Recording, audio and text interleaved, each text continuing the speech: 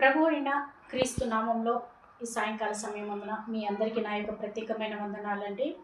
అయితే ఇక్కడ 33వ కీర్తన 1వ వచనంలో ఏమని సెలవు ఇచ్చుచున్నదంటే, నీతిమంతులారా యెహోవాను బట్టి ఆనంద గానము చేయుడి, స్తుతించుట యథార్థవంతులకు శోభాస్కరమని దేవుని వాక్యము సెలవిచ్చుచున్నది. ఇక్కడ ఏమని ఉందంటే, నీతిమంతులారా, మనము నీతిమంతులుగా ఎప్పుడు తీర్చబడతామంటే, మనం ఎప్పుడైతే వాక్యమును చదివి వాక్యమును బట్టి అనుసరిస్తామో, వాక్యంలో మనం లోబడతామో, అప్పుడు మనము నీతిమంతులుగా దేవుని సన్నిధానంలో జీవించగలుగుతాము. అయితే మనము ఎలా ఆనందించాలంట?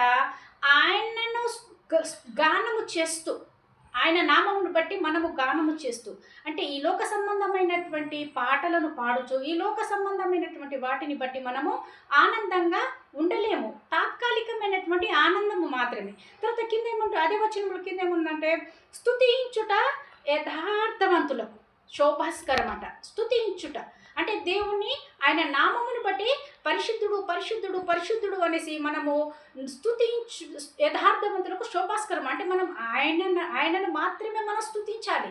ఎందుకంటే మనము ఈ లోకంలో మనము దేవుని మాత్రమే స్తుతించే వారిగా ఉంటే మనము ఏదో ఒక రోజున మనము దేవుని సన్నిధానానికి వెళ్ళడం మనకు తప్పదు. కాబట్టి మనం ఇక్కడ ట్రైనింగ్ పీరియడ్లో ఉన్నాము. కాబట్టి మనము ఆయనను స్తుతించడం ఇక్కడ ట్రైనింగ్ తీసుకున్నామనుకోండి, ఏదో ఒక దినమున మన పరలోకానికి వెళ్ళినప్పుడు అక్కడ మనకు ఎటువంటి ఆశలు ఉండవు.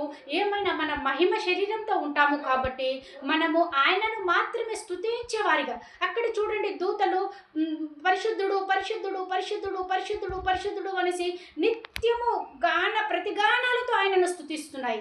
అలాగే మనము కూడా దేవుని మాత్రమే స్తుతించేవారిగా, ఆయనను మాత్రమే గానం చేస్తూ ఆనందించేవారిగా ఇల్లులో జీవించాలని ఇట్టి వాక్కును దేవుడు దీవించును కాక. ఆమేన్.